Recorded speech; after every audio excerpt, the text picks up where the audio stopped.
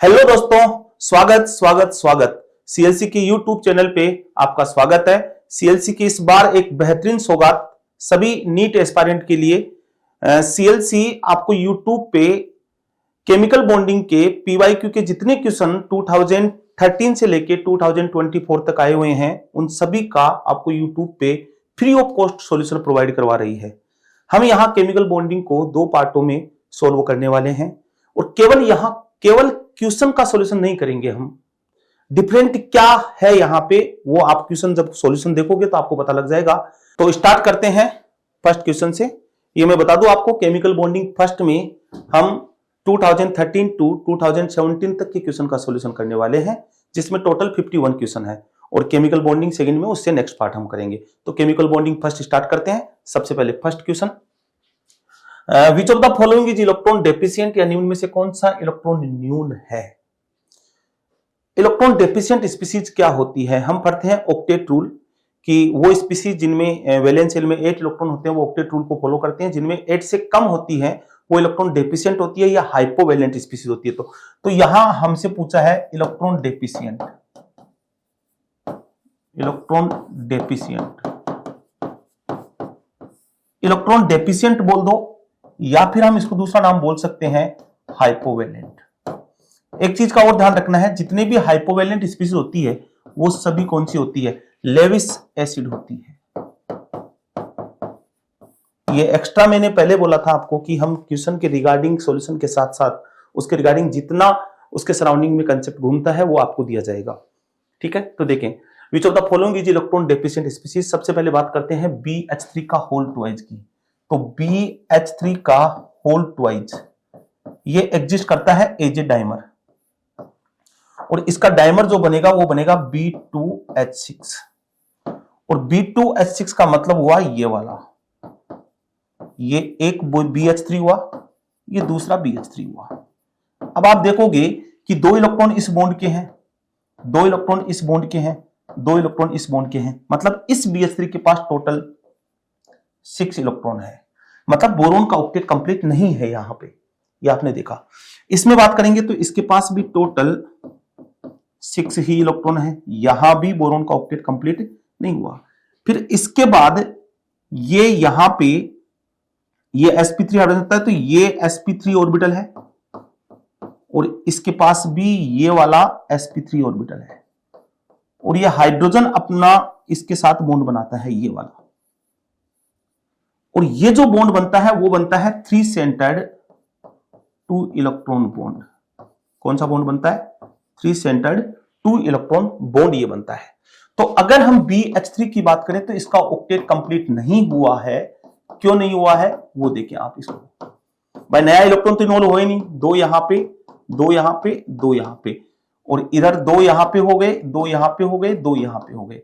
तो टोटल इस बोरॉन के पास भी 6 इलेक्ट्रॉन है, इसके पास भी 6 इलेक्ट्रॉन है, तो ये इलेक्ट्रॉन डेफिशिएंट है। आंसर फर्स्ट हमारा आने वाला है। नेक्स्ट और स्पीसीज को हम चेक कर लेते हैं कि PH3 की बात करें तो PH3 जो है वो ये वाला हुआ, तो 2 इलेक्ट्रॉन इसके, 2 बॉन्ड इसके, 2 इलेक्ट्रॉन इसके, तो टोटल इसके पास 8 इलेक्ट्रॉन है, इसका ऑक्टेट कंप्लीट है। CH3 का होल ट्वाइस, CH3 6 हो गया ये वाला, तो यहां भी ऑक्टेट कंप्लीट हुआ है। 2 इलेक्ट्रॉन यहां हो गए, 2 यहां पे हो गए, 2 यहां पे हो गए, 2 यहां पे हो गए, 2 यहां पे हो गए, 2 यहां पे हो गए, 2 यहां पे हो गए, तो इसका ऑक्टेट कंप्लीट है। 8 इसके पास है, 8 इसके पास है। ऐसा ही H3 का होल ट्वाइस, तो कार्बन के जस्ट नीचे वाला एलिमेंट है, तो सेम स्ट्रक्चर बनने वाली है, सेम स्ट्रक्चर बनने वाली है यहां भी। ऐसा ही H3 में भी, ये H यहां आ जाएगा, यहां आ जाएगा, यहां आ जाएगा, और ये H और ये H। तो यहां पे हमें पूछा था इलेक्ट्रॉन डेफिशिएंट स्पीसीज, तो इलेक्ट्रॉन डेफिशिएंट स्पीसीज में जो आंसर जो जाएगा वो जाएगा BH3 का होल ट्वाइस, या इलेक्ट्रॉन डेफिशिएंट हाइड्राइड भी बोल सकते हैं। ये वाला इलेक्ट्रॉन रिच हाइड्राइड है, octet complete plus lone pair. ये इलेक्ट्रॉन प्रीसियस हाइड्राइड है, और ये भी इलेक्ट्रॉन प्रीसियस हाइड्राइड है। ठीक है, चलते हैं नेक्स्ट क्वेश्चन की तरफ। फिर बोला है द Oxy-2 इज आइसोस्ट्रक्चरल विथ, या Oxy-2 निम्न में से किसके साथ समसंरचनात्मक है। अच्छा, एक कंसेप्ट है आइसोस्ट्रक्चरल, तो पहले ये पता होना चाहिए कि आइसोस्ट्रक्चरल का मतलब क्या है।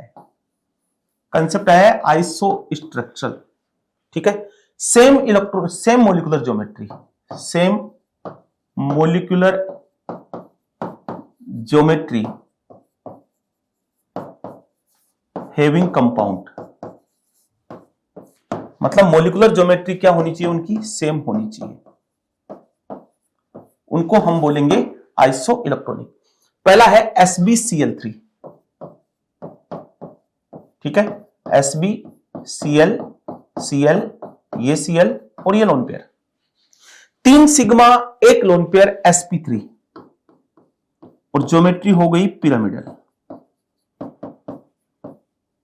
ये पहली बात हो गई। दूसरा एग्जांपल हमारे पास BaCl2, तो BaCl2 एक आयनिक कंपाउंड है, इसकी कोई ज्योमेट्री नहीं होती है, क्रिस्टलाइन सॉलिड है, लैटिस में होता है, Ba+2 और 2Cl- आयनिक कंपाउंड है। तीसरा है हमारे पास TeF2, तो ये टेलुरियम हुआ, ये फ्लोरीन और ये फ्लोरीन और ये लोन पेयर और ये लोन पेयर, ठीक है। तो यहां पे वही 2 सिग्मा 2 लोन पेयर sp3 आएगा और शेप कौन सी आ गई, बेंट। फिर है ICl2-, ICl2-, ये वाला हो गया,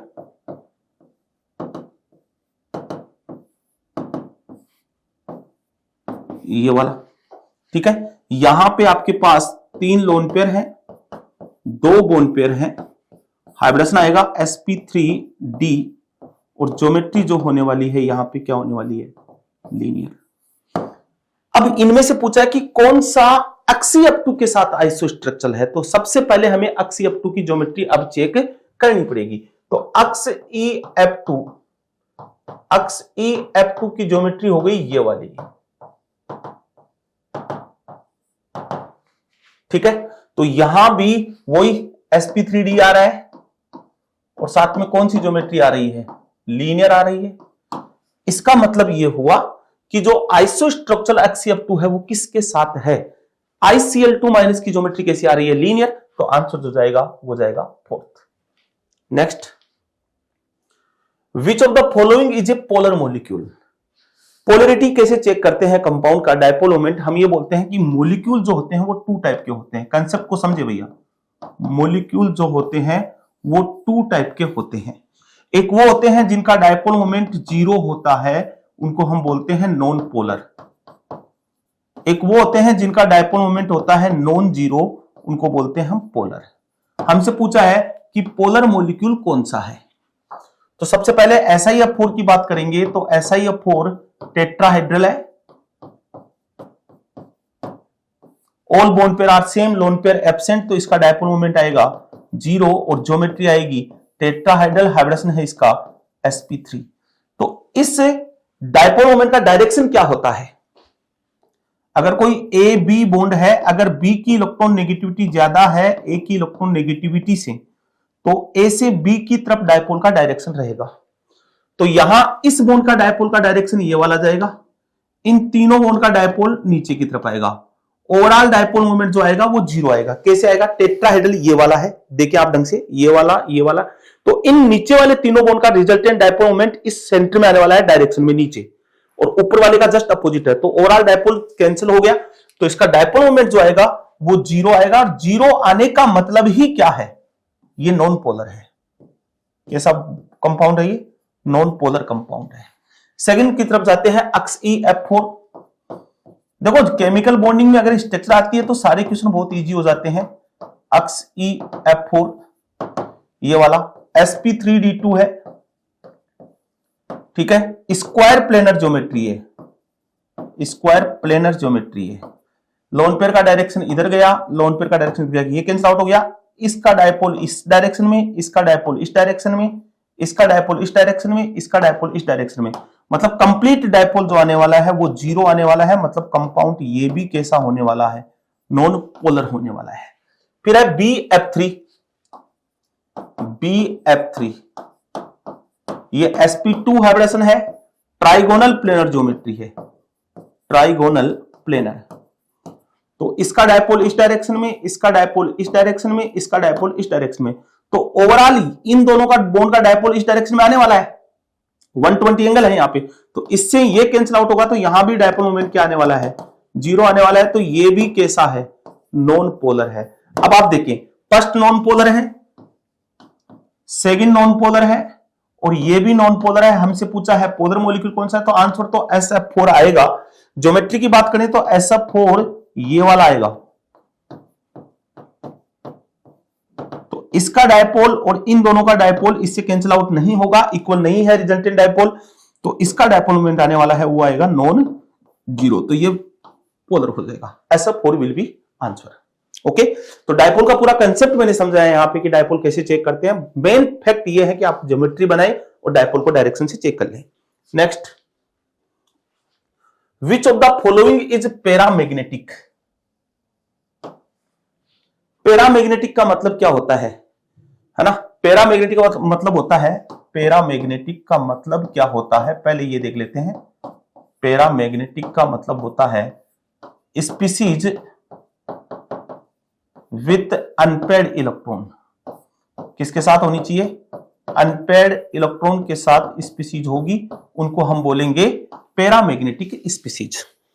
ठीक है, ऑल आर डायटोमिक स्पीसीज है। तो मैं यहां एक एमओटी का एक शानदार वाला कंसेप्ट बताने वाला हूं, उस कंसेप्ट को देखना, उसी कंसेप्ट पे आगे बार बार क्वेश्चन आएगा, हम उसी कंसेप्ट से क्वेश्चन सॉल्व करते जाएंगे। देखें इधर, एक्सप्लेन, ये diatomic, all are diatomic species, all are diatomic, ठीक है, explain by MOT, molecular orbital theory.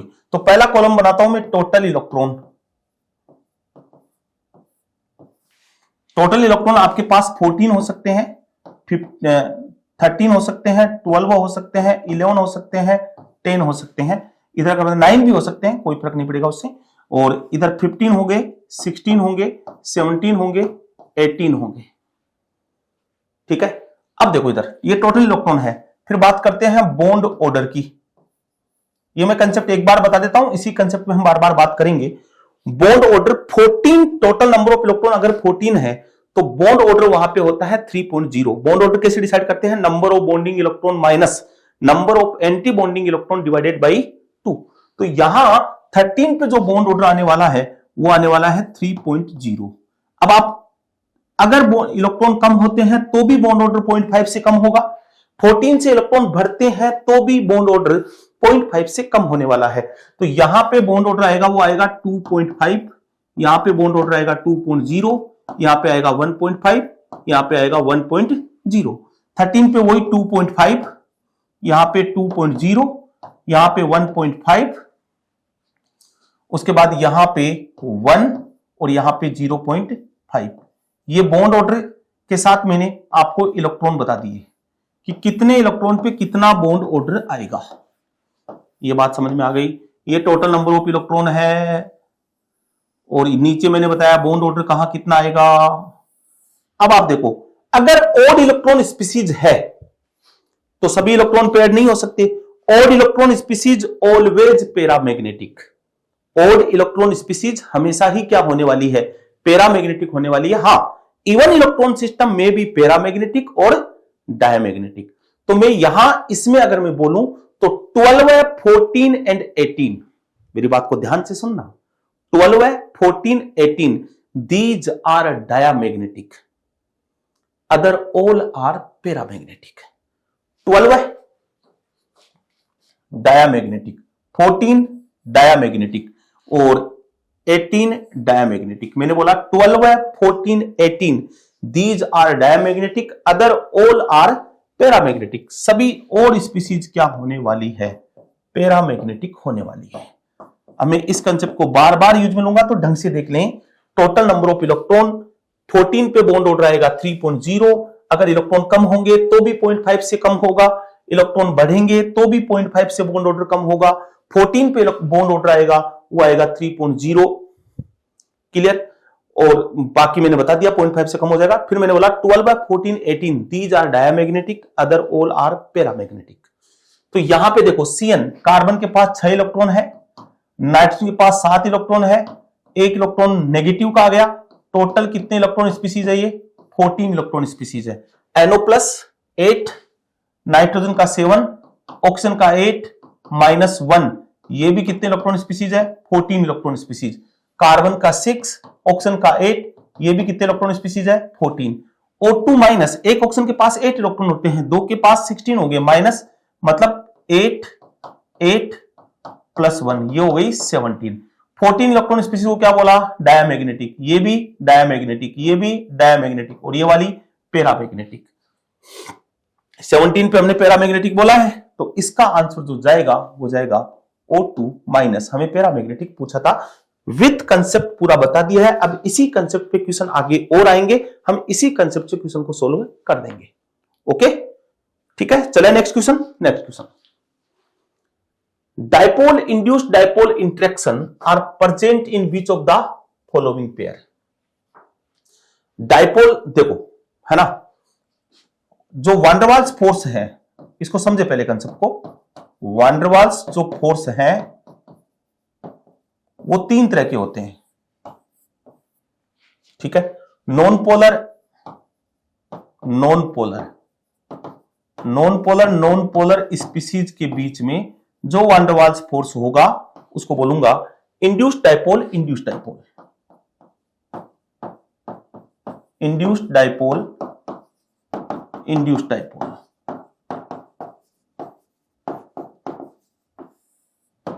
या लंदन फोर्स भी बोलते हैं इसको, डिस्पेरिजन फोर्स भी बोलते हैं। चलो, फिर पोलर और नॉन पोलर, पोलर और नॉन पोलर। तो पोलर का डाइपोल हो गया, और ये नॉन पोलर में डाइपोल इंड्यूस कर देगा, तो यहां होगा डाइपोल इंड्यूस्ड डाइपोल। फिर पोलर पोलर के बीच में,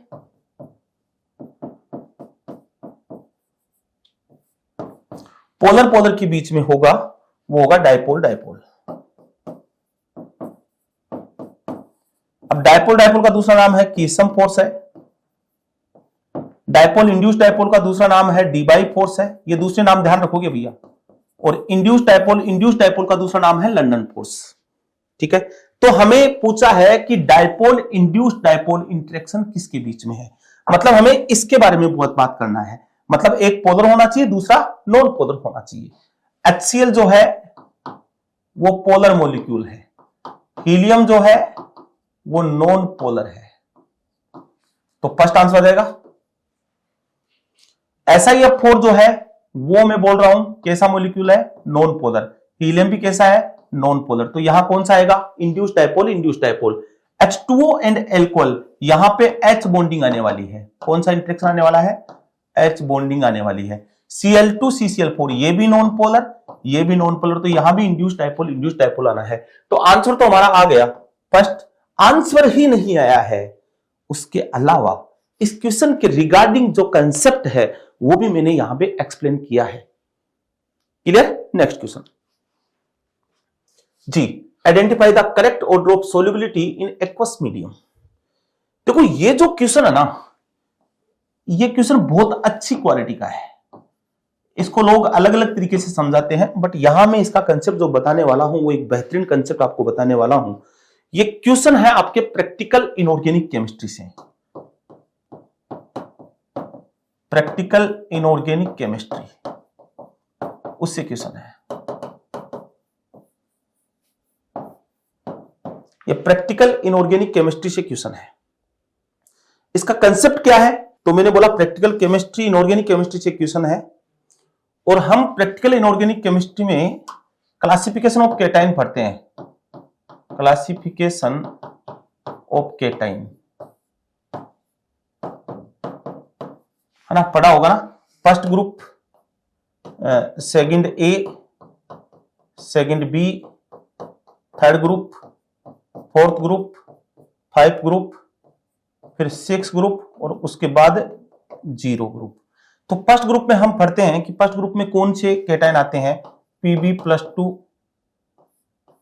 Ag+ और Hg2+2, ये वाले फर्स्ट ग्रुप के केटाइन है। सेकंड ग्रुप में हमारे पास सेकंड ए में जो आते हैं वो Pb+2, Cu+2, Hg+2, Cd+2 और Bi+3, ये हमारे पास सेकंड ए में आते हैं।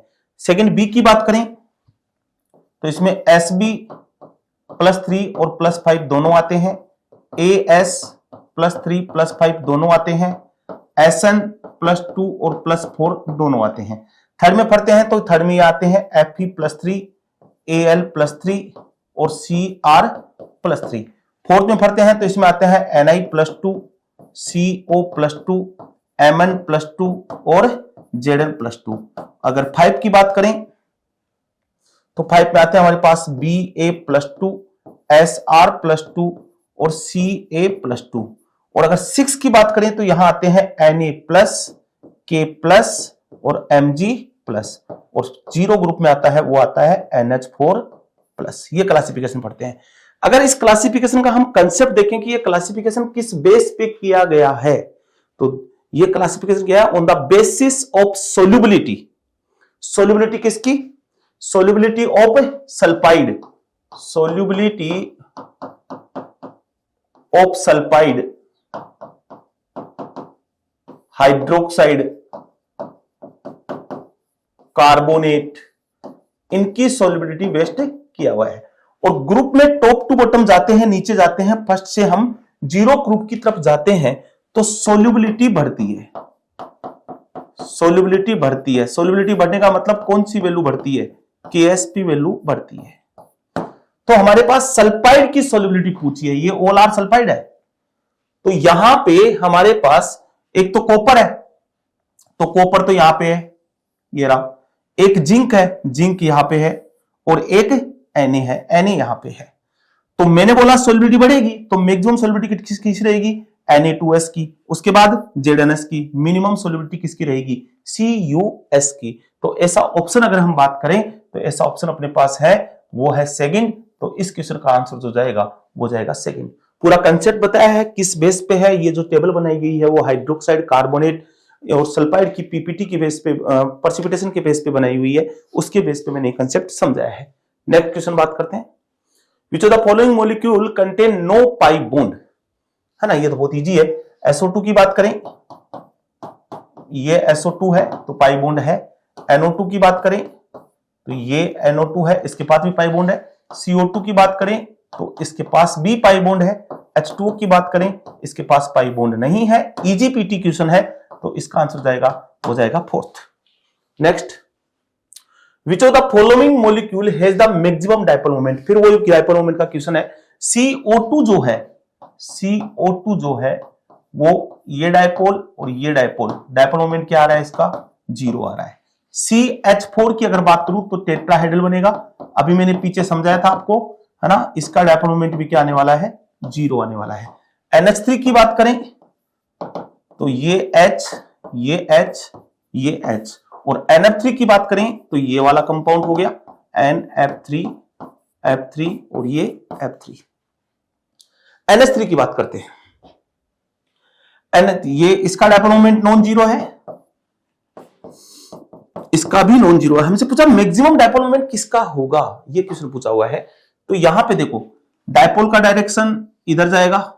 हाइड्रोजन और नाइट्रोजन में ज्यादा इलेक्ट्रोनेगेटिविटी किसकी है? नाइट्रोजन की, तो इस डायरेक्शन में जाएगा।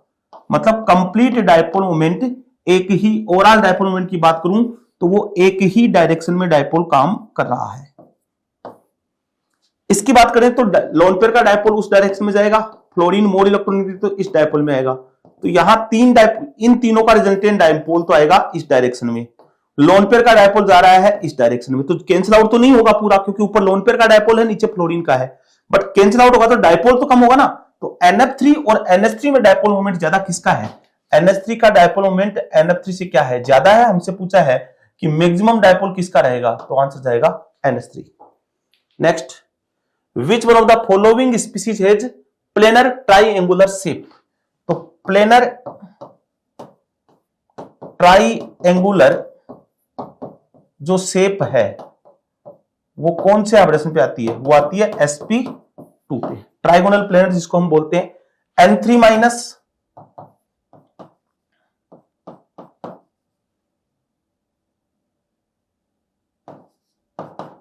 इसका रेजोनेटिंग स्ट्रक्चर ड्रा करते हैं तो ये बनेगा ये sp आ रहा है, मतलब कौन सी ज्योमेट्री आ रही है, लीनियर। NO3 माइनस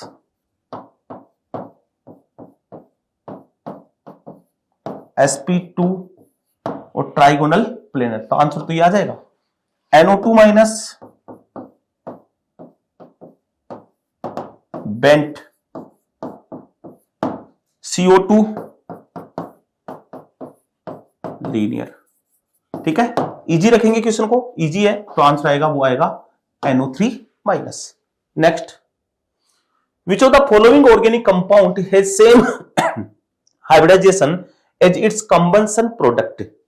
एथेन है CH3 और CH3। अच्छा, ये तो सबको पता ही होगा कि जब हाइड्रोकार्बन का हम जब ऑक्सीजन की प्रेजेंस में इसको हीट करते हैं तो कंबशन प्रोडक्ट बनता है CO2 और H2O। तो ये CO2 का पूछ रहा है, तो CO2 का हाइड्रोजन कौन सा है, sp है। तो CH3 यहां हाइड्रोजन कौन सा हुआ, sp3। इथाइन की बात करूंगा, यहां कौन सा हुआ, sp। एथिन की बात करूंगा तो यहां कौन सा हुआ, sp2। एथेनॉल की बात करूंगा तो यहां कौन सा हुआ, sp3। हमें पूछा जो हाइड्रोजन CO2 का है वो ही इनिशियली ऑर्गेनिक कंपाउंड का होना चाहिए, तो इथाइन इसका आंसर आ जाएगा। ये इजी क्वेश्चन अभी है। Next, hydrogen bonding is maximum. Hydrogen bonding किसमें मैक्सिमम होगी, तो हाइड्रोजन बॉन्डिंग का कंसेप्ट क्या है, पहले कंसेप्ट को अगर हम समझेंगे तो देखो, एथेनॉल में हाइड्रोजन बॉन्डिंग है C2H5OH, H बॉन्डिंग इसमें प्रेजेंट है। डाई इथाइल ईथर ETOET, इसमें H बॉन्डिंग एब्सेंट है, इसमें है ही नहीं। इथाइल क्लोराइड ETCl, इसमें भी H बॉन्डिंग एब्सेंट है। फिर है try ethyl amine yellow, try ethyl amine, इसमें भी H बॉन्डिंग क्या है, एब्सेंट है।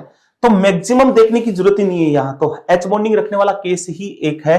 कौन सा हाइड्रोजन H बॉन्डिंग बनाता है, FON ट्रिपल बॉन्ड और CH3। इन पे जो H बॉन्डेड होता है ना, वो H हाइड्रोजन बॉन्डिंग में पार्टिसिपेट होता है। हेलोजन आपका Cl और फ्लोरीन होना चाहिए इस केस में। ये वाला हाइड्रोजन बॉन्डिंग बनाने के लिए केपेबल है, और सामने वाला एटम जो होगा वो फोन में से कोई एक हो सकता है, इसके साथ हाइड्रोजन बॉन्डिंग बनाएगा। तो ऐसी कंडीशन हमारे पास केवल फर्स्ट ऑप्शन में है, तो इसका आंसर जो जाएगा वो जाएगा first. Next, which of the following molecule is linear, तो C2H2 sp कैसा मॉलिक्यूल है, लीनियर। ठीक है, CH4 sp3 कैसा मॉलिक्यूल आएगा, टेट्राहेड्रल। H2O sp3 है, मॉलिक्यूल कैसा है, बेंट। NH3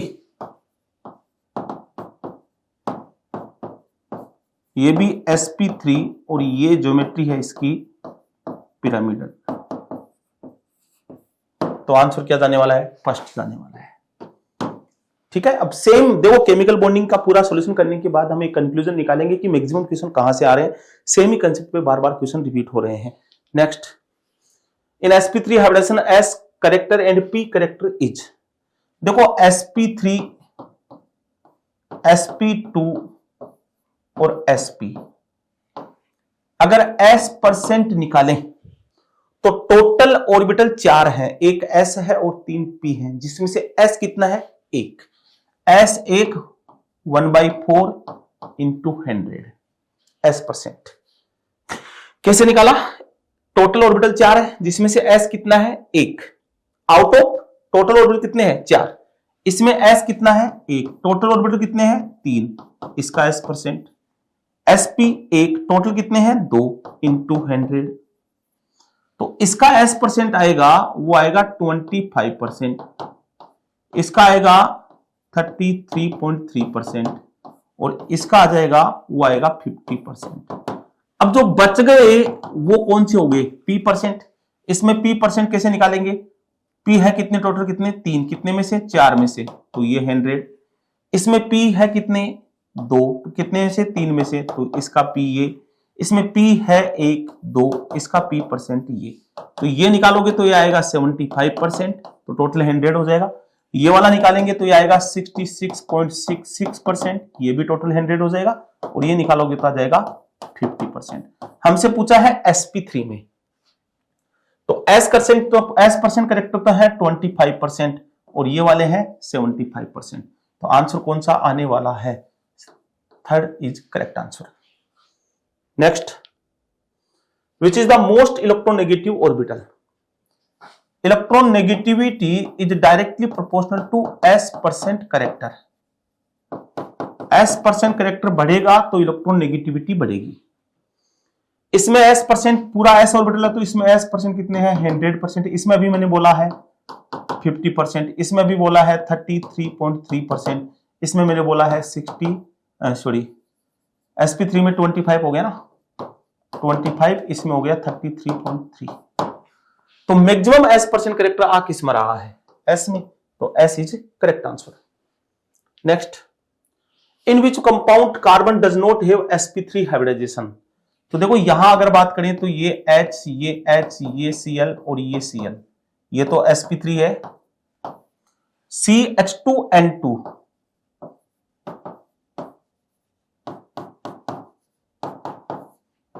ध्यान रखेंगे इसका, इंपॉर्टेंट है वैसे भी। डाईएजोमेथेन नाम है इसका, क्या नाम है, डाईएजोमेथेन इस कंपाउंड का नाम है। और ये रेजोनेंस हो रहा है भैया, और इसकी रेजोनेटिंग स्ट्रक्चर बनेगी ये वाली। तो ये कौन सा हाइब्रिडेशन आएगा, sp2। तो इसमें sp3 है, इसमें sp2 है, इसमें sp3 है, इसमें भी sp3 है, तो आंसर हो जाएगा सेकंड। ये इजी क्वेश्चन है, इनको बार बार एक्सप्लेन करने की जरूरत नहीं है, ठीक है। Next, experiment shows that H2O has dipole moment where CO2 has not. Find out the structure which best illustrate these fact। तो सिंपल सी बात है, H2O का स्ट्रक्चर होता है ये वाला और ये लोन पेयर, तो इसका डायपोल का डायरेक्शन ये वाला है,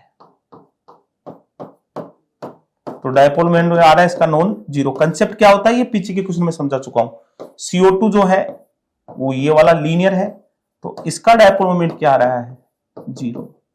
तो ऑप्शन अगर हम चेक करें तो ऑप्शन अपने पास फर्स्ट ही आ जाएगा, first is correct answer.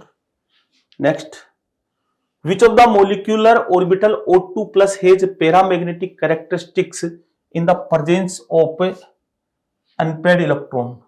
Which molecular orbital O2 plus has paramagnetic characteristics in the presence of unpaired electron। ये क्वेश्चन हम अच्छा मानेंगे इसको, है ना। तो हमें इस क्वेश्चन को एक्सप्लेन करने के लिए हमें ऑक्सीजन का मोलिकुलर ऑर्बिटल डायग्राम बनाना पड़ेगा। उसके लिए कंसेप्ट आपको पहले से पता होना चाहिए, फिर भी मैं एक बार थोड़ा सा यहां हिंट दूंगा, क्वेश्चन को कनेक्ट करूंगा।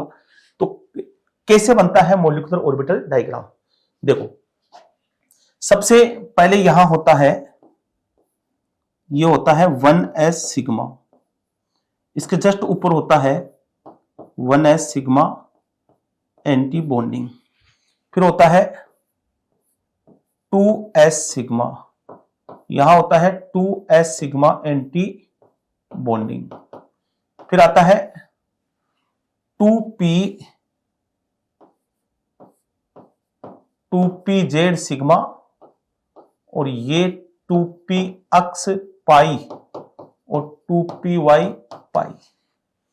इधर आता है आपके पास 2p अक्स पाई एंटी बॉन्डिंग, 2py पाई एंटी बॉन्डिंग, और यहां आता है 2pz सिग्मा एंटी बॉन्डिंग। ये किससे बनता है, ये 1s से बनता है। ये वाला किससे बनता है, ये 2s से बनता है। और ये वाले जो बनते हैं वो किससे बनते हैं, 2p से बनते हैं। अब इसमें आप एक बार देख लें, लिथियम से लेके नाइट्रोजन तक sp मिक्सिंग पॉसिबल है, mixing possible due to less energy difference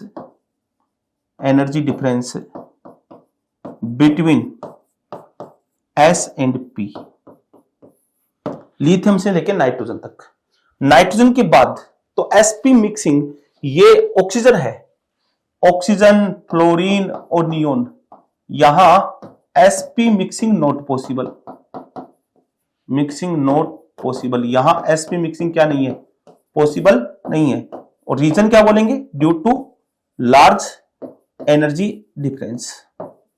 किसके बीच की बात कर रहे हैं, बिटवीन S एंड P। तो ये मैंने बनाया है ऑक्सीजन का।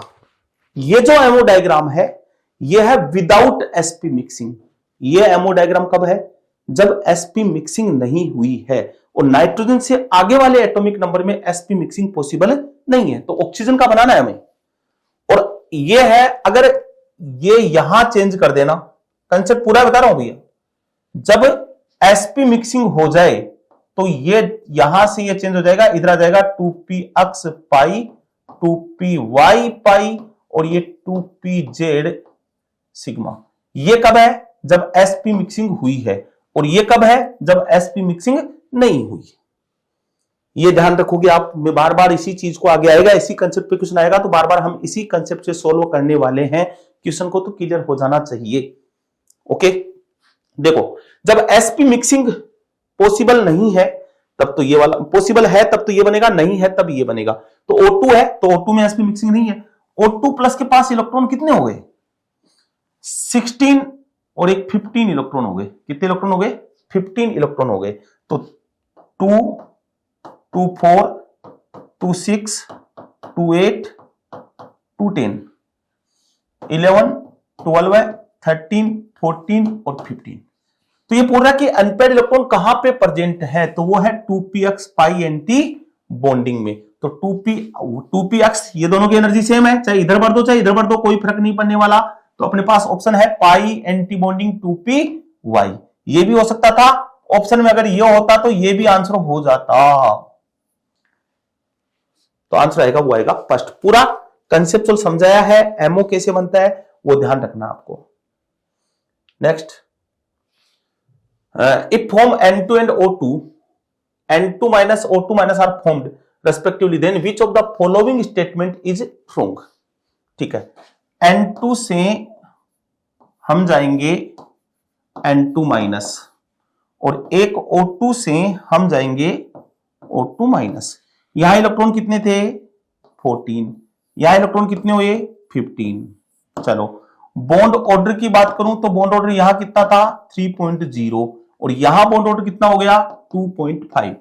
तो इधर से इधर जा रहा हूं तो बॉन्ड ऑर्डर क्या हो रहा है, डिक्रीज हो रहा है। बॉन्ड ऑर्डर डिक्रीज होगा तो बॉन्ड एनर्जी भी क्या होगी, डिक्रीज होगी, जबकि बॉन्ड लेंथ क्या होने वाली है, इंक्रीज होने वाली है। O2 का पास इलेक्ट्रॉन 16 था, यहां कितना हुआ, 17। यहां बॉन्ड ऑर्डर अभी पीछे बताया था कंसेप्ट, 16 पे कितना बताया था, 2.0 और यहां भी बॉन्ड ऑर्डर क्या हुआ है, कम हुआ है। तो O2 से O2 माइनस गया तब भी बॉन्ड ऑर्डर आपका कम हुआ है, मतलब बॉन्ड एनर्जी कम होगी, और बॉन्ड एनर्जी कम होगी तो बॉन्ड लेंथ यहां भी क्या होने वाली है, बढ़ने वाली है। ठीक है, यहां अनपेयर्ड इलेक्ट्रॉन ये डायमैग्नेटिक था, क्या बन गया, पैरामैग्नेटिक। ये पहले भी पैरामैग्नेटिक होता है, उसके बाद भी क्या रहा, पैरामैग्नेटिक। बट O2 के पास 2 अनपेयर्ड इलेक्ट्रॉन है और O2 माइनस के पास केवल 1 अनपेयर्ड इलेक्ट्रॉन है, 1 अनपेयर्ड इलेक्ट्रॉन है इसके पास। ठीक है, तो NN bond become weak in N2 minus, definitely bond energy कम हुई है तो वीक हुआ, ये स्टेटमेंट सही है।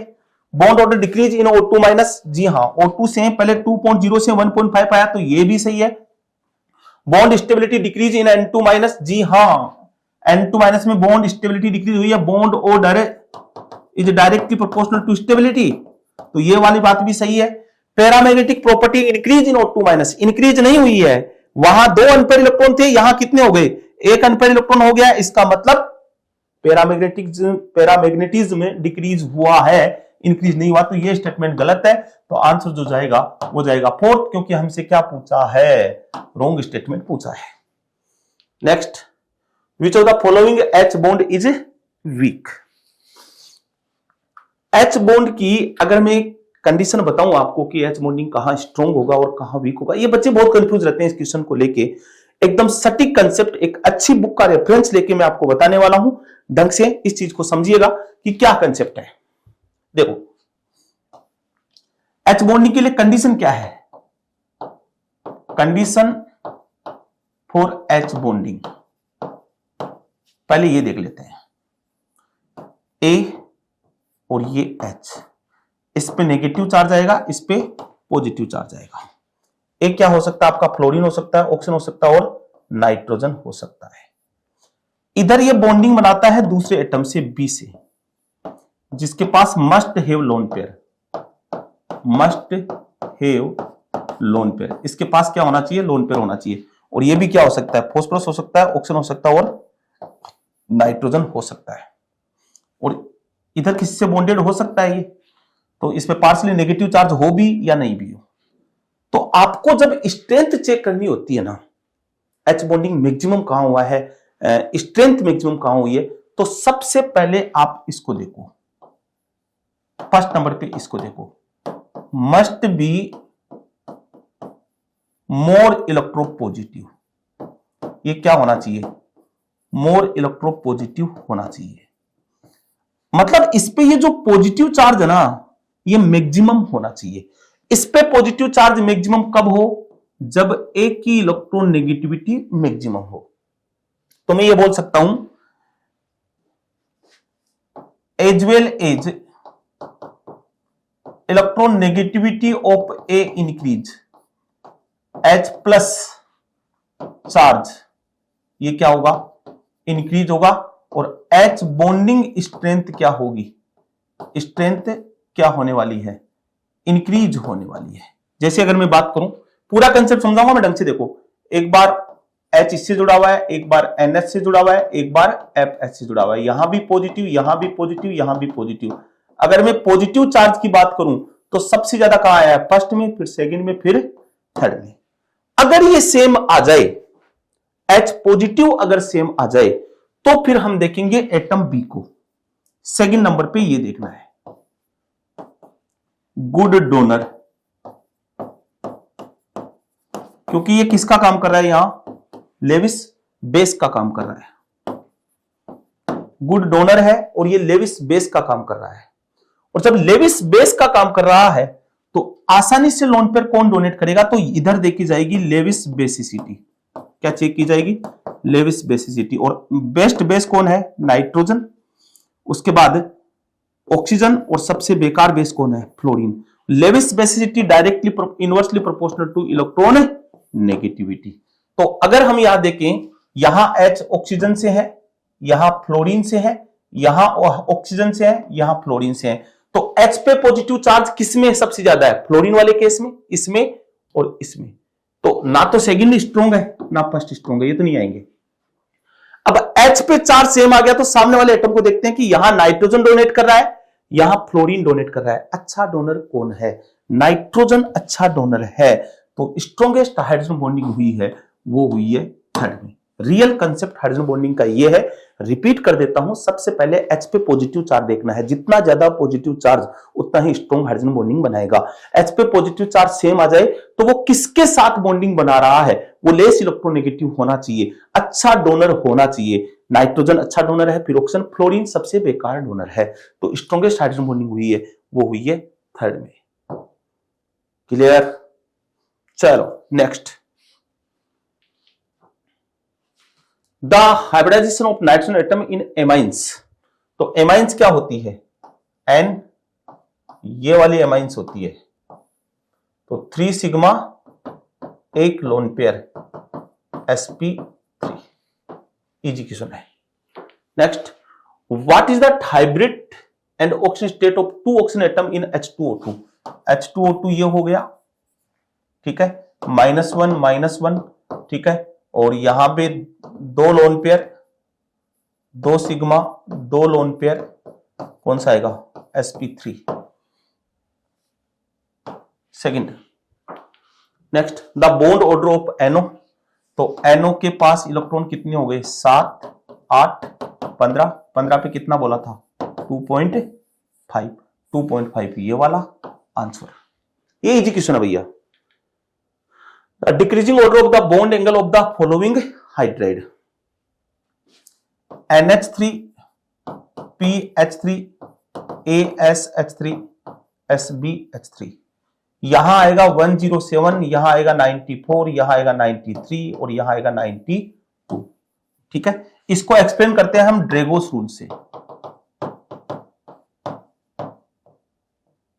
ड्रेगोस रूल से इनमें नो हाइब्रिडाइजेशन, इसमें हाइब्रिडेशन नहीं होता है। ठीक है, सिंपल ओवरलैपिंग से बनते हैं और इसमें होता है sp3। एक कंसेप्ट तो हुआ ये जेई लेवल पे बात करें तो, और अगर सिंपल वे में बात करेंगे तो as well as size of central atom increase, bond angle क्या होने वाला है? डिक्रीज होने वाला है। तो ऐसा ऑप्शन अपने पास फर्स्ट नजर आ रहा है, तो आंसर चला जाएगा first. Next, arrange the following in order of increasing dipole moment. ये बहुत ही अच्छा क्वेश्चन है। इनमें हमें डायपोल मोमेंट के इंक्रीजिंग ऑर्डर में क्या करना है? अरेंज करना है। तो यहां डायपोल मोमेंट अगर मैं बात करूं SO4 का, SO4 के डायपोल मोमेंट की बात करें तो यह आता है 0.632 dy। अगर मैं SO2 की बात करूं तो SO2 का आता है 1.62 dy। अगर मैं N2O की बात करूं, N2O का आता है 0.16 और CO2 की बात करूं तो यहां आता है 0 dy। ठीक है, तो यहां पे CO2 हमें बोला है इंक्रीजिंग ऑर्डर, तो मिनिमम तो CO2 का होगा, तो ये इस ऑप्शन का कोई मतलब नहीं है। अब मैक्सिमम SO4 का ज्यादा है या SO2 का? SO2 का डायपोल ज्यादा है किसे? SO4 के कंपैरिजन में। फिर तो सबसे पहले SO2 आएगा, फिर SO4 आएगा, फिर N2 आएगा, फिर CO2 आएगा। थोड़ा सा डेटा बेस्ड क्वेश्चन हो जाएगा क्योंकि बच्चा कंफ्यूज हो जाता है SO4 और SO2 में, बट SO2 का डायपोल ज्यादा है comparative to SO4। Next, the type of hybrid orbital of nitrogen in NO2 plus, NO3 minus and NH4 plus respectively are expected to be। Hybridization पूछा है भाई, सिंपल क्वेश्चन है, एकदम easy question है ये तो, है ना। NO2 प्लस येलो, फिर बोला है NO3 माइनस येलो, फिर बोला है NH4 plus yellow, 2 sigma 0 lone pair, 3 sigma 0 lone pair, 4 sigma 0 lone pair. तो इसका हाइब्रिडेशन कौन सा? sp3। इसका हाइब्रिडेशन कौन सा? sp2। इसका कौन सा? sp। तो हमें कंटिन्यू बताना है sp, sp2 and sp3। First, in which the following molecule would you expect the nitrogen bond to be longest?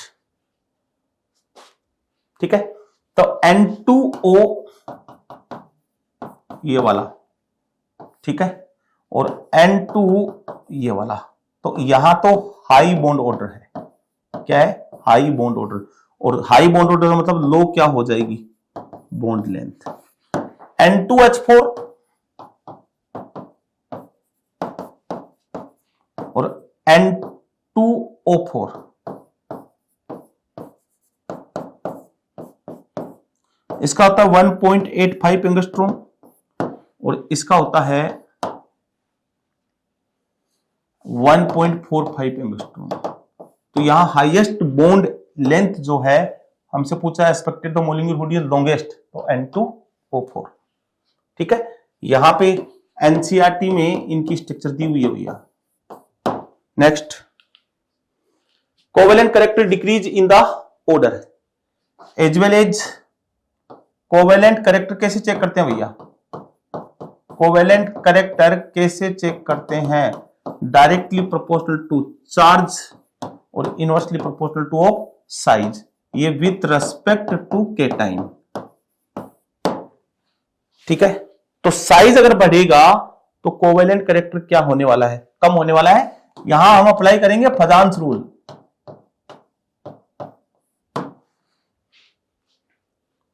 तो ये वाला आ जाएगा हेड साइज के according top to bottom size बढ़ता है। Next, identify the molecule which has a permanent dipole moment. वही बात, इसका डायपोल मोमेंट क्या आएगा 0, पीछे बात कर चुके हैं। इसका डायपोल मोमेंट क्या आएगा 0, इसका डायपोल मोमेंट भी क्या आएगा 0, H2S का डायपोल मोमेंट आएगा नॉन 0। ये वाली स्ट्रक्चर है,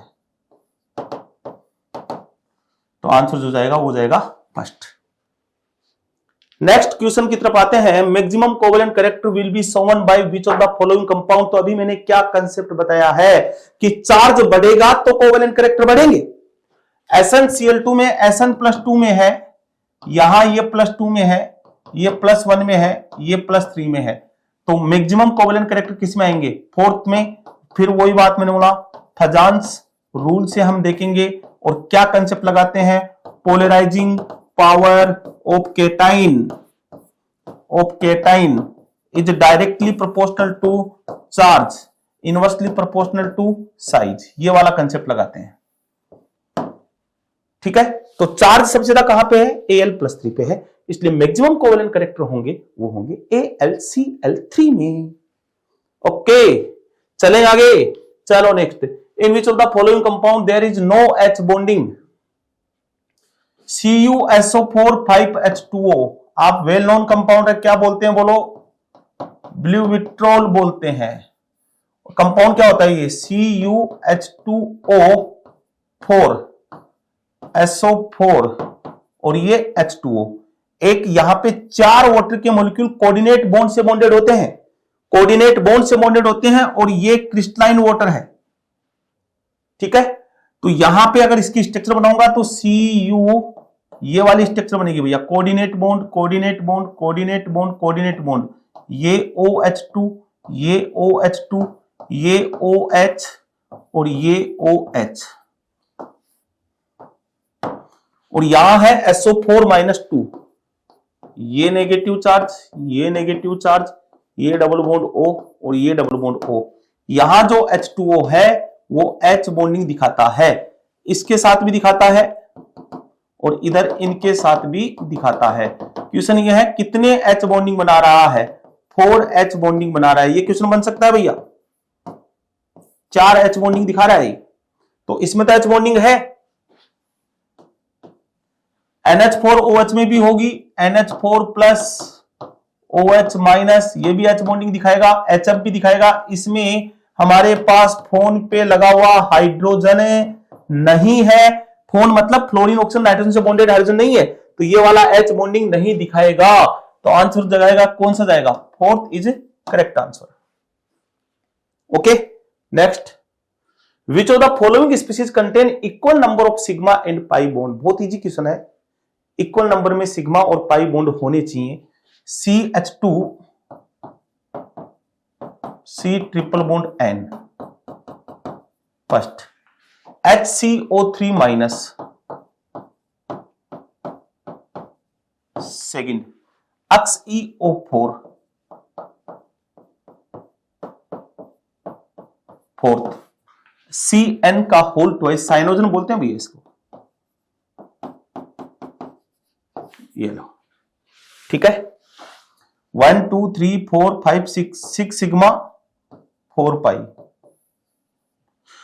यहां पे 1 2 3 4 सिग्मा 1 पाई, इस पे आ जाते हैं 4 सिग्मा और 4 ही क्या है पाई, इसमें आ जाते हैं 3 सिग्मा 4 पाई।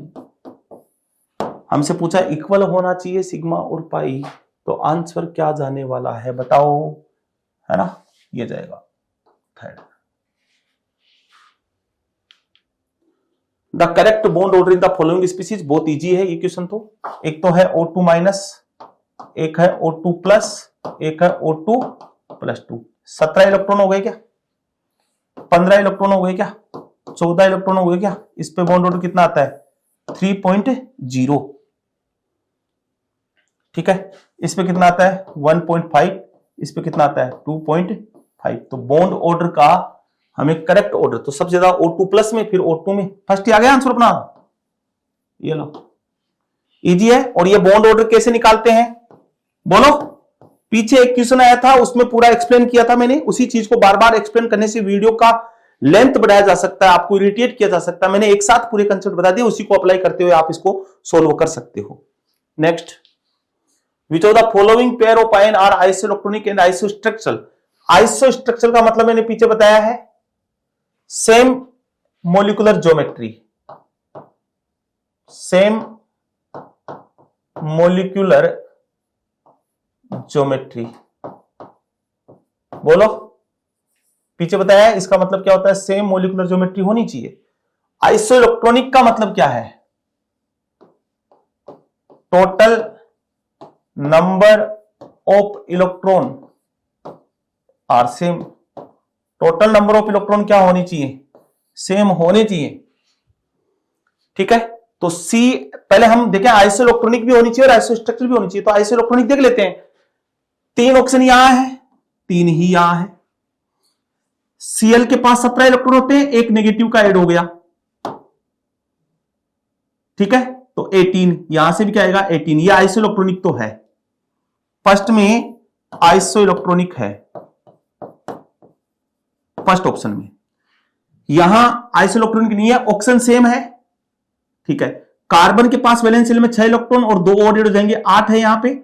और सल्फर में 16 और 2 18, ये आइसोइलेक्ट्रॉनिक नहीं है। सेकंड में आइसोइलेक्ट्रॉनिक नहीं है।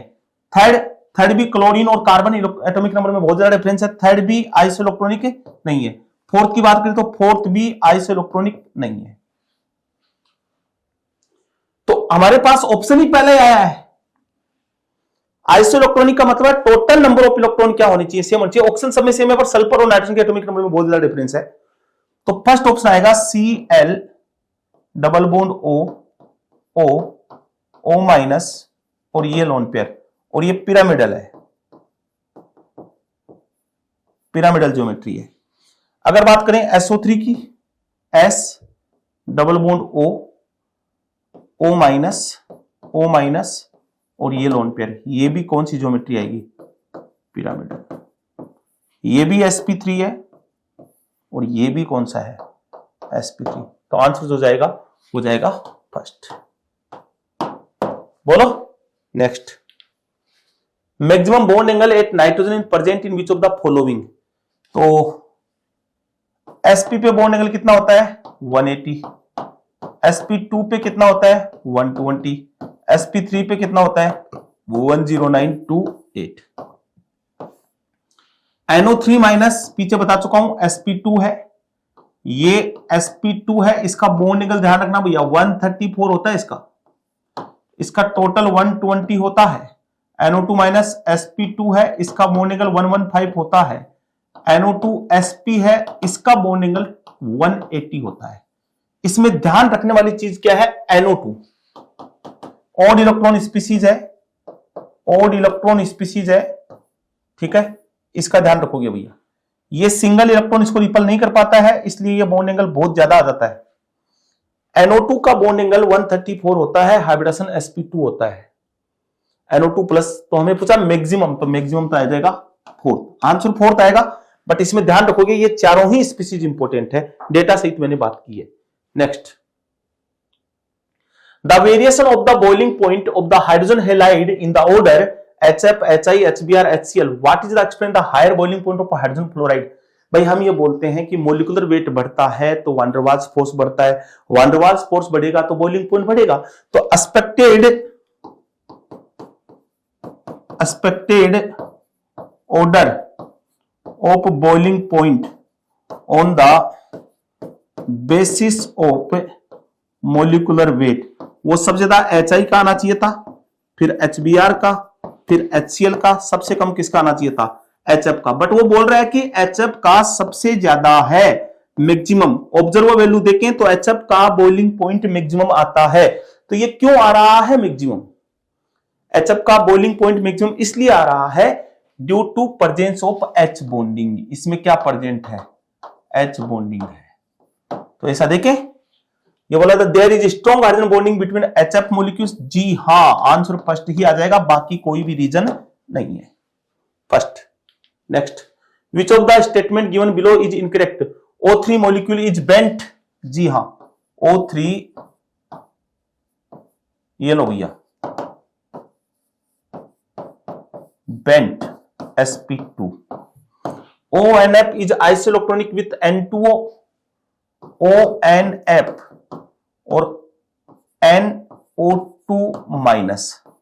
देखो 8 7 9 7 16 एक नेगेटिव का, तो ये आ रहे हैं आपके पास 24 और ये भी आपके पास यहां पे, एक मिनट फिर देख लेते हैं, 15 9 24 हो गए। ठीक है, NOF ही तो है केवल, NO2 माइनस ही है, ये NO2 माइनस ही है।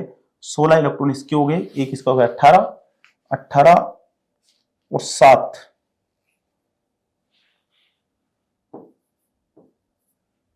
25 हो गए। 7 रेख 8 24 तो है, ये भी 24 हो गए। तो ये भी बात सही है, ये भी बात सही है। ऑप्टीरियन ऑक्साइड ऑफ फ्लोरीन नहीं, देखो OF2 not an oxide, it is halide. ये क्या है? हैलाइड है। कैसे हैलाइड, इसका ध्यान रखो, less electronegative plus more electronegative plus ide, ये कंसेप्ट है नेमिंग करने का। इनऑर्गेनिक कंपाउंड का नेमिंग कैसे करते हैं?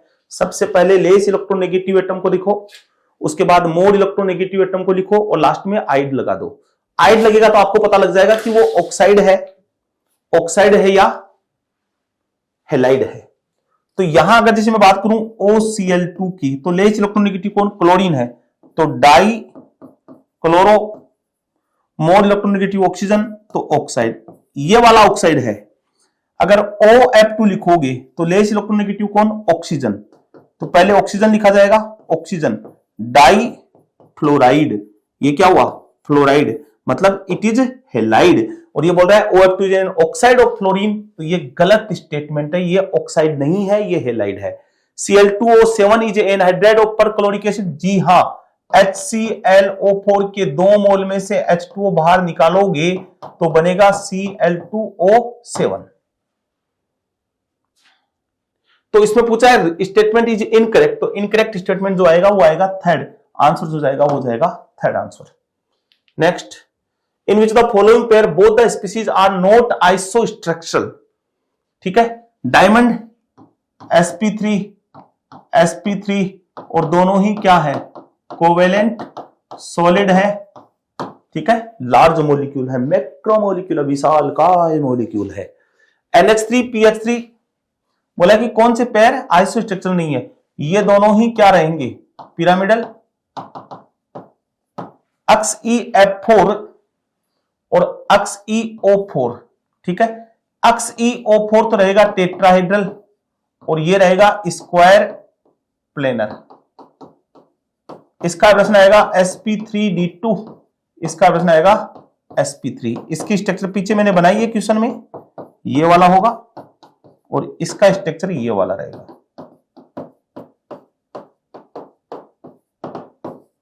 तो आंसर तो हमें मिल गया थर्ड, ये सम संरचनात्मक नहीं है। SiCl4 sp3 ये टेट्राहेड्रल है और ये भी sp3 टेट्राहेड्रल है, तो आंसर जाएगा वो जाएगा third. Next, predict the correct order of among the following. ये तो सबको पता ही है कि सबसे ज्यादा लोन पेयर इंटरेक्शन होता है, उसके बाद loan pair bond pair interaction होता है, सबसे कम इंटरेक्शन कौन सा होता है? Bone pair. ठीक है, अकॉर्डिंग टू वेस्पर थ्योरी ये वाला कंसेप्ट हम पढ़ते हैं, तो ये तो बहुत इजी क्वेश्चन है, इसमें कोई समझाने लायक कोई बात है भी नहीं। लोन पेयर बोन पेयर, तो आंसर जो जाएगा वो जाएगा फोर्थ। नेक्स्ट, ये लो, match the compound given in the column with the hybridisation and the shape given in the column. Shape को इमेज करना है ना, तो ये आएगा sp3d3, ये आएगा sp3, ये आएगा sp3d2 और ये आएगा sp3d2। ठीक है, XeF4 में 4 सिग्मा 2 लोन पेयर है, XeO4 में 5 सिग्मा 1 लोन पेयर है। ठीक है, XeO3 में 3 सिग्मा और 1 लोन पेयर है। अक्सी F6 में 6 सिग्मा और 1 लोन पेयर है। तो 6 sigma 1 lone pair distorted octahedral. A में फर्स्ट आएगा भैया, ये आएगा ए में फर्स्ट, तो ये ऑप्शन नहीं आएगा, ये नहीं आएगा। अक्स EO3 3 sigma 1 lone pair pyramidal हो गया क्या? और कौन सा पिरामिडल? स्क्वायर पिरामिडल, ये रहा square pyramidal, pyramidal sorry pyramidal third. ठीक है, तो फिर आएगा थर्ड, इसमें आंसर तो फोर्थ आने वाला है। ठीक है, फिर अक्स EO4 में स्क्वायर पिरामिडल, ये वाली स्ट्रक्चर हो जाएगी।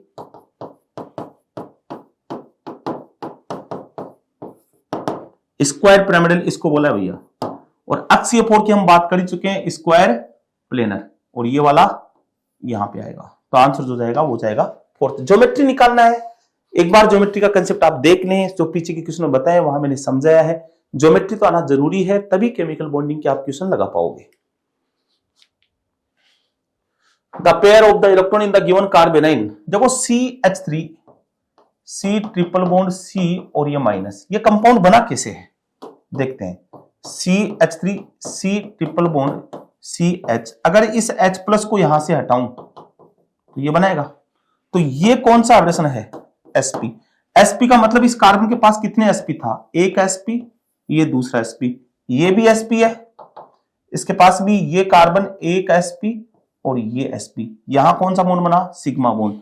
और इसमें हमने हाइड्रोजन डाला ये वाला, ये भी sp है, ये भी sp ऑर्बिटल है, ये भी sp ऑर्बिटल है और ये भी sp ऑर्बिटल है।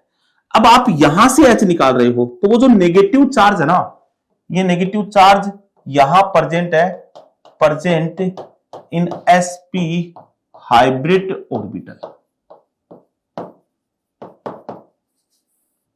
तो आंसर आएगा वो जाएगा sp। Easy. Consider the molecule CH4NH3H2O. Which of the following statement is false? CH4NH3H2O, sp3 sp3 sp3। ठीक है, लोन पेयर इसके पास 0, इसके पास 1, इसके पास 2। इधर से इधर जा रहा हूं तो लोन पेयर क्या हो रहे हैं? बढ़ रहे हैं। लोन पेयर बढ़ेगा तो बॉन्ड एंगल डिक्रीज होता है भैया। ये 104 के आसपास होता है, ये 107 और ये 109 के आसपास होता है। तो लोन पेयर जैसे जैसे बढ़ेगा बॉन्ड एंगल वैसे वैसे क्या होता जाएगा? कम होता जाएगा। तो इसी के रिगार्डिंग बात करेगा। The HOH bond angle in H2 is larger than the CH bond is angle CH4, गलत हो गया। फिर H2O का bond angle H smaller than NH bond angle NH3, ये बात सही है। The CH bond angle in CH4 is larger than NH bond angle in NH3, ये बात भी सही है। The CH bond angle in CH4, the HNH bond angle in NH3 and the HOH bond angle in H2 और all greater than 90। जी हाँ, सब में 90 में, ये भी सही है। हमसे पूछा है क्या? फॉल्स स्टेटमेंट पूछा है, तो आंसर जाएगा first. Which of the following correct order of the bond dissociation enthalpy of halogen? Halogen की बॉन्ड डिसोसिएशन एंथैल्पी की बात करें तो सबसे ज्यादा होती है Cl2 की, Br2 की, फिर F2 की, फिर I2 की, ड्यू टू, ये रीजन क्यों आता है?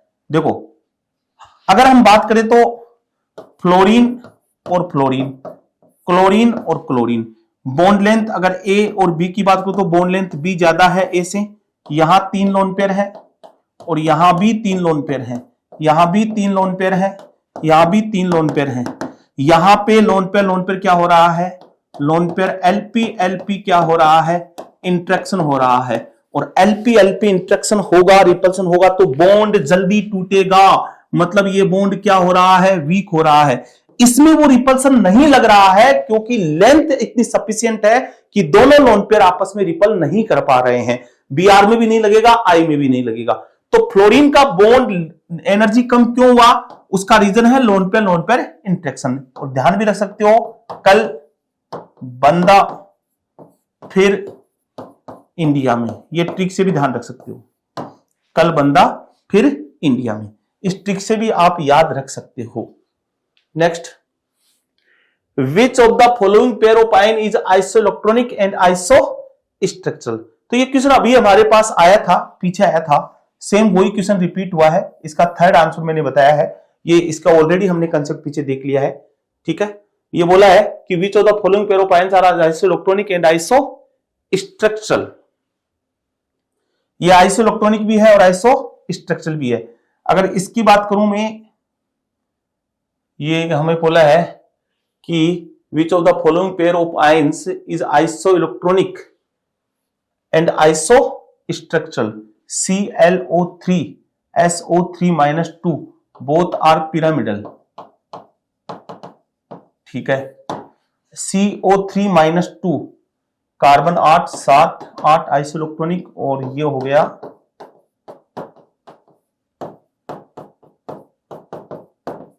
ये भी हो गया, ये भी है इसमें, बाकी ये दोनों नहीं है। तो इसका आंसर आएगा, वो आएगा थर्ड और fourth, both are isoelectronic and isostructural. ये दोनों ही क्या हो जाएंगे, trigonal planar. Both are trigonal planar. Next, the correct geometry and hybridisation of अक्स E(F4)। तो बार बार बात नहीं करनी है इसकी, अक्स E(F4) बहुत बार ये एग्जांपल अपने पास आ गया, वेल नोन है, ये वाला आया है, sp3d है और sp3d2 है और स्क्वायर प्लेनर है। तो आंसर जो जाएगा वो जाएगा third. Among the following which one is a wrong statement. SO2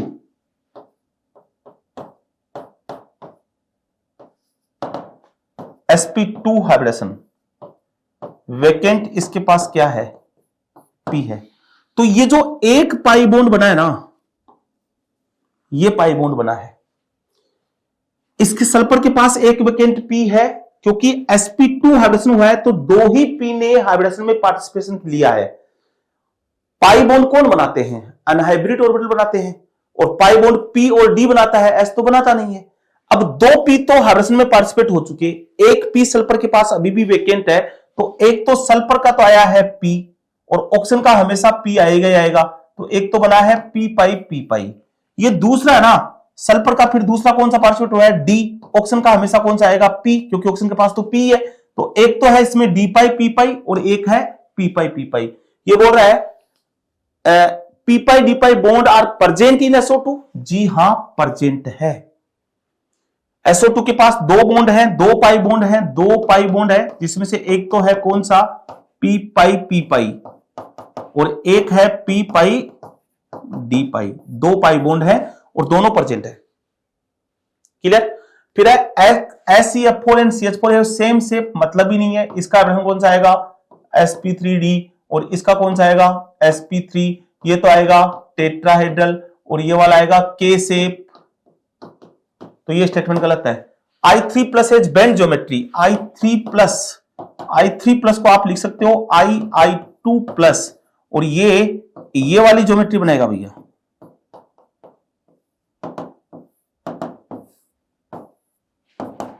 sp3 और बेंट ज्योमेट्री, या V शेप बोल सकते हो। तो ये स्टेटमेंट सही है। PH5 and BiCl5 do not exist. जी हां, PH5 भी एग्जिस्ट नहीं करता और BiCl5 भी एग्जिस्ट नहीं करता।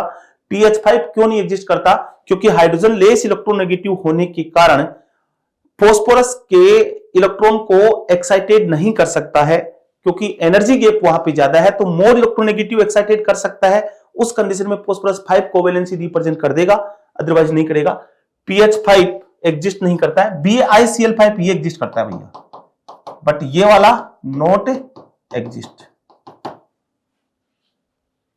ठीक है, तो हमसे पूछा है among the following which one is a wrong statement. SeF4 and CH4 have, PH5 and BiCl5 do not exist. तो हमें पूछा रॉन्ग स्टेटमेंट कौन सा होगा, तो हम यहां एप्रोप्रिएट कंडीशन में जाएंगे, तो अस्तित्व नहीं है। BiCl5 अस्तित्व में रहता है, बट हम ऑप्शन के बेस पे जाएंगे तो हम इसका आंसर दे देंगे सेकंड क्या है, गलत कथन है। इसमें BiCl5 तो एग्जिस्ट करता ही है, PH5 एग्जिस्ट नहीं करता। BiCl5 एग्जिस्ट करता है, बट नॉर्मल कंडीशन में तो एग्जिस्ट कर ही जाता है वो, अगर टेम्परेचर कम रखें तो एग्जिस्ट कर ही जाएगा। ओके, तो ऐसी बात है। तो इसमें मैंने एप्रोप्रिएट आंसर को चूज किया है। ऑप्शन में अगर मैं बात करूं फोर्थ की, तो PH5 एग्जिस्ट नहीं करता, BiCl5 एग्जिस्ट करता है, बट हमें एक एप्रोप्रिएट सिंगल आंसर चूज करना है, तो आंसर जो जाएगा वो जाएगा second. In which pair of ions both the species contain SS bond. हमारे पास स्पीसीज कौन सी दी हुई है? एक तो दी हुई है S4O6-2, एक दिया हुआ है S2O3-2, और एक दिया हुआ है S2O7-2, एक दिया हुआ है अपने पास SO4O6-2, एक दिया हुआ है S2O8-2। ये वाली स्पीसीज दी हुई है। S4O6-2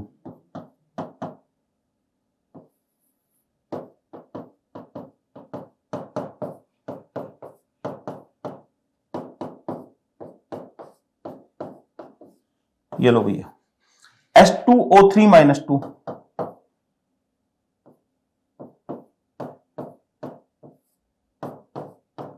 ये लो S2O7-2,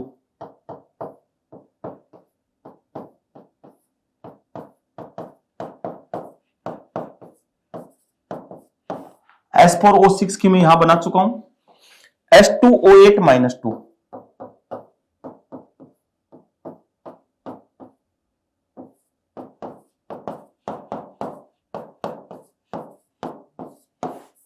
हमसे पूछा है in which pair both ion have the species contain SS bond. इसमें SS बॉन्ड है, इसमें नहीं है, इसमें नहीं है, इसमें भी SS बॉन्ड है, तो फर्स्ट ही आंसर आ जाएगा। ठीक है, विथ स्ट्रक्चर सभी एक्सप्लेन कर चुका हूं। Next, OM is the interhalogen compound of column first with the geometry of the column second, assign the correct। तो वही सेम बात है, वही सेम कंसेप्ट है, हाइब्रिडेशन में देखना है। अगर डाइएटॉमिक स्पीसीज तो हमेशा वो तो लीनियर ही रहने वाली है, तो इसकी ज्योमेट्री तो लीनियर होने वाली है। इसकी बात करें तो इसका हाइब्रिडेशन आएगा कौन सा? sp3d। इसका हाइब्रिडेशन आएगा sp3d2। इसका हाइब्रिडेशन आएगा sp3d3। यहां 7 सिग्मा 0 लोन पेयर है, तो कौन सी आएगी? Pentagonal bipyramidal. तो मतलब डी का सेकंड आने वाला है, डी का सेकंड, ये वाला ऑप्शन नहीं आएगा। ठीक है, इसका आएगा सेकंड ज्योमेट्री, ये वाला। ए का थर्ड आने वाला है, ए का थर्ड इसमें है, इसमें और इसमें है। यहां पे बात करेंगे तो 5 सिग्मा और 1 लोन पेयर है, 1 लोन पेयर है, तो 5 सिग्मा 1 लोन पेयर पे स्क्वायर पिरामिडल आ जाता है क्या? ये वाला आएगा। यहां बात करेंगे 3 सिग्मा 2 लोन पेयर है, कौन सी शेप आती है? टी शेप, तो इसमें ये आ जाएगा, बी में फर्स्ट आएगा भैया। तो आंसर जो आएगा अपने पास वो आ जाएगा first. First is correct answer. Geometry का क्वेश्चन बार बार वही कंसेप्ट पे आ रहे हैं, तो इसलिए बार बार उसको एक्सप्लेन करने की जरूरत है भी नहीं। Next, the species having bond angle of 120 है ना, ClF3 sp3d है, NCl3 sp3 है, ये sp3 है और ये sp2 है। तो BCl3 sp2 में जो बॉन्ड एंगल आएगा वो 120 आएगा। ClF3 जो है वो ये बनेगा, तो इसमें ये वाला एंगल चेक करूंगा तो ये 180 के क्लोज आएगा, और ये वाला एंगल करूंगा तो ये 90 के क्लोज जाएगा। पूरा परफेक्ट नहीं आएगा बट इसके क्लोज जाएगा। तो ये इजी क्वेश्चन है कि कहां पे 120 है, तो BCl3 में हो जाएगा। Which one of the following pair of species have the same bond order. वापस उसी कंसेप्ट पे क्वेश्चन है, O2NO प्लस, पहला ऑप्शन CN- और CO, सेकेंड ऑप्शन है N2O2-। ठीक है, और अगले वाला है CO और ये NO। यहां 16 हुए, ओके, और यहां 14 हुए। 16 पे 2.0, यहां 3.0। CN- यहां 14 हुए, यहां भी 14 हुए, 3.0 3.0। N2 पे 14 हुए और यहां पे 17 हुए, यहां 1.5 आएगा, यहां 3.0 आएगा। CO यहां 14 हुए, यहां 15 हुए, यहां 3.0 आएगा, यहां 2.5 आएगा। हमसे पूछा सेम सेम, तो सेम कहां पे आ रहे हैं? Second is correct answer. Which of the following pair of compound is isoelectronic and iso structural? इस क्वेश्चन की बात करते हैं कि कौन से आइसो स्ट्रक्चरल है और आइसो इलेक्ट्रॉनिक है। तो देखो इधर, अगर मैं बात करूं आइसो स्ट्रक्चरल की बात करूं तो TeI2 और XeF2 ये sp3 है, ये sp3d है, ये लीनियर है और ये वाला आपका बेंट आएगा, पहला ऑप्शन। IBr2 माइनस और XeF2 ये sp3d है, ये भी sp3d है, ये भी लीनियर है और ये भी लीनियर है। IF3 और XeF2, ठीक है। ये वाला आपका आएगा टी शेप और ये आएगा लीनियर। BeCl2 और XeF2 ये भी लीनियर और ये भी लीनियर। तो आइसोस्ट्रक्चरल फर्स्ट ऑप्शन नहीं है, काट दो। सेकंड ऑप्शन आइसोस्ट्रक्चरल है, रखो। थर्ड भी आइसोस्ट्रक्चरल नहीं है तो इसको भी काट दो। फोर्थ में आइसोस्ट्रक्चरल है, इसको भी रखो। आइसोस्ट्रक्चरल तो हमारे पास दो आ गए। अब हमें साथ में पूछा है कि आइसो इलेक्ट्रॉनिक भी होना चाहिए। क्वेश्चन का कंसेप्ट एकदम डीप से समझना भैया। मैंने बोला है आइसो इलेक्ट्रॉनिक स्पीसीज वो होती है जिनमें टोटल नंबर ऑफ इलेक्ट्रॉन क्या होते हैं? सेम होते हैं। अगर मैं यहां total number of electron calculate करूंगा तो सेम नहीं आएंगे। मतलब ओल्ड डेफिनेशन के अकॉर्डिंग ये दोनों ही पेयर में जो स्पीसीज है वो आइसो इलेक्ट्रॉनिक नहीं है। बट एक और कंसेप्ट होता है valence iso electronic. Valence iso electronic, इसका मतलब क्या होता है? Valence shell have same electron. Valence shell में इलेक्ट्रॉन क्या होने चाहिए? सेम होने चाहिए, ठीक है। Of central atom, of central atom. तो यहां बेरिलियम के वैलेंस सेल में इलेक्ट्रॉन 2 हैं, जिनोन के वैलेंस सेल में 8 इलेक्ट्रॉन है, तो ये तो नहीं होगा।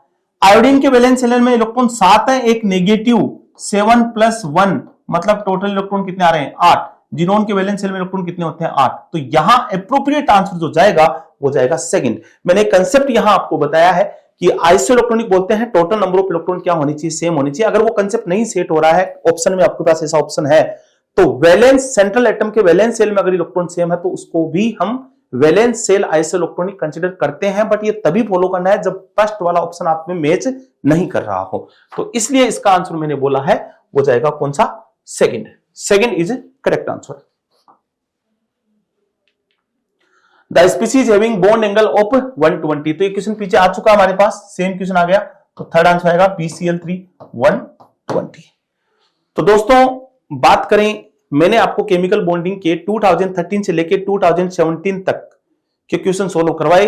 क्वेश्चन सोल्व कराने का केवल मकसद नहीं था, उसके इर्द गिर्द जितना कंसेप्ट घूम रहा था वो भी मैंने आपको बताया।